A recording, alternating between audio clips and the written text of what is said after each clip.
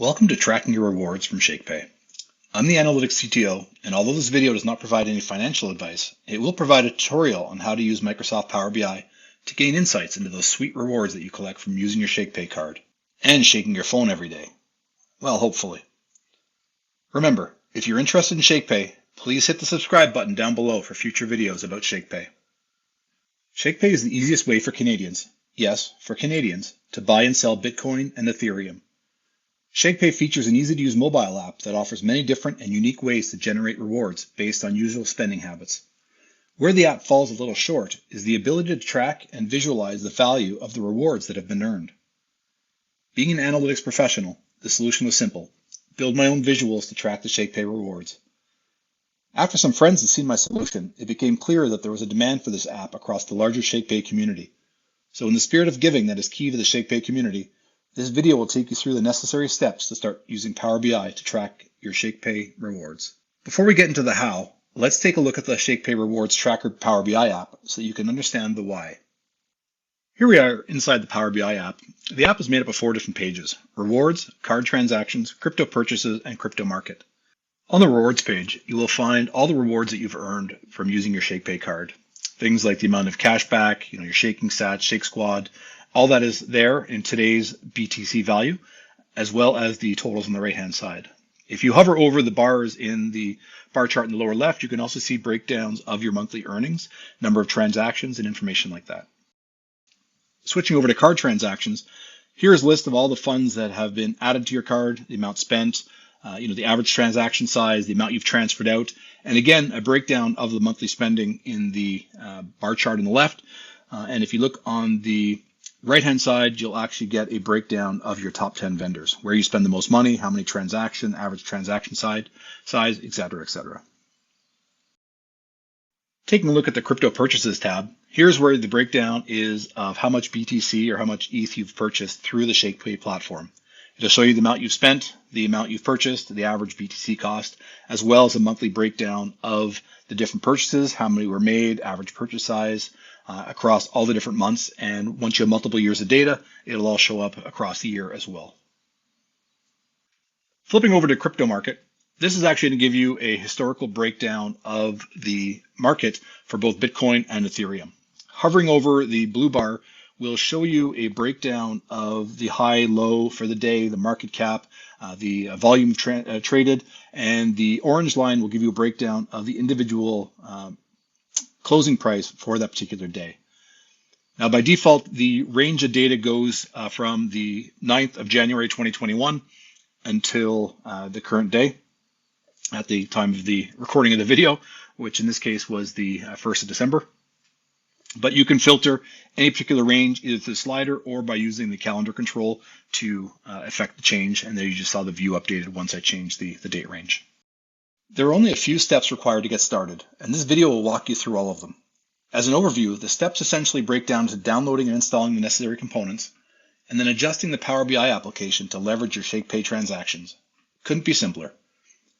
The first step will be to download the Microsoft Power BI app, which is free to use, from the link in the description below. Installing the app is as simple as launching the download file. This video won't cover the installation of Microsoft Power BI, but there are plenty of videos out there if you require additional assistance or details. So after Power BI is downloaded and installed, the first thing we'll need to do is generate our list of transactions from the Shakepay app. So open the mobile app, and using the settings tab, which is the lower right-hand side of the page, click on settings and then click on request transaction summary. When you click on that, you'll get a summary, just a confirmation, and just verify that it is your correct email, and then hit the send button. And as the message says, wait a few minutes and it will show up in your mailbox. While we wait for that file to show up in our inbox, let's take a look at how we set up the app on the Windows operating system.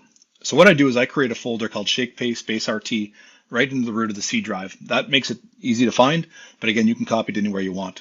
Once that file is received, I go ahead and I just paste that transactions_summary.csv file right into the same folder.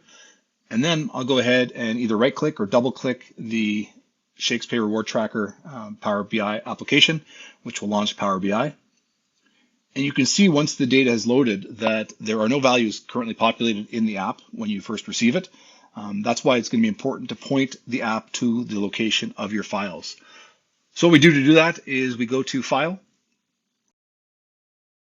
then Options and Settings, Data Source Settings, and there you can see the two different files that are used to populate this: historical prices, which is for the crypto market, and then there's transaction summary. So we'll click on transaction summary and then click change source. And what we're going to do now is browse to the location wherever you pasted your transaction summary file. Like I said, probably in the Shakepay space RT folder in the root of C. Once you've found your file, go ahead and click OK. And then we'll click on historical prices and do the same thing. So we'll change source and then browse to the location that you downloaded this file from, or to, from the link that was provided below, and then press OK, and then close. And what you'll see now is once you apply changes, that will actually go out and load all the data as of the most recent date, which you can see here is December 3rd at the time of this recording. So there it is, it's loaded, and now it's actually going to load some data, in this case fake data, but it's actually loading data from the transaction summary file. Now what happens if you want to update that transaction summary file and add new data for new dates? What you do is you request a new data file, and again, same way through your mobile app in the settings tab. And once you receive that file, just copy that file, and then if you go into your Windows Explorer, you can right click and paste it, and then either delete it and then paste it, or paste it and then just accept the prompt to delete the current file. Then once that file is there, if you go back into Power BI and you click that refresh button again, that will actually reload the data and show you the new data as per the most recent date. Now, when I say most recent date, what I'm referring to is the most recent date in the transaction summary file. If you want to modify the current Bitcoin price, so you see in the upper right hand corner where it says, price as of, if you want to update that, what we need to do is we actually need to go to CoinMarketCap to populate the historical values CSV file. So here I am in coinmarketcap.com, and what I do is I flip over to BTC, and what I do is I grab the last date, if that's the only date that's missing, or all the dates that are missing. I copy that row, and I flip back to the historical prices.csv file, and right at the end of the file, I just paste in that one row, and that was for Bitcoin. I will do the same thing for ETH by going back to find Ethereum, clicking on Ethereum, going to the historical data, and again, grabbing all the dates that I need. So December 4th is the latest at coinmarketcap.com, so I'll grab that, and again, back to the CSV file, I'll paste that in. Now, a couple things that you need to do here to make this file work is the first thing is you need to identify what price that token refers to. So I put in BTC for the first row and ETH for the second. And then I highlight the entire row A and change the format to short date to make sure that the dates actually read in properly. If they're not loading properly, then that's probably the reason. Go back and check that.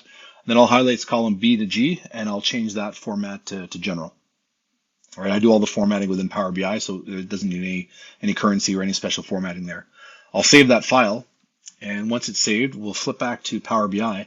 And then by clicking on the refresh again, if you notice now in the upper right-hand corner, when I hit refresh, it's going to read the latest value from the historical prices.csv file, update the date, and reflect all the prices. And that's it. That's how you can track your rewards from Shakepay using Microsoft Power BI.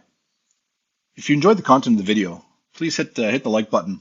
And also, I'd love to hear your comments on potential enhancements for the application, or just general comments about the app in general. Thanks for watching. This is the Analytics CTO signing off, and remembering you all to huddle on.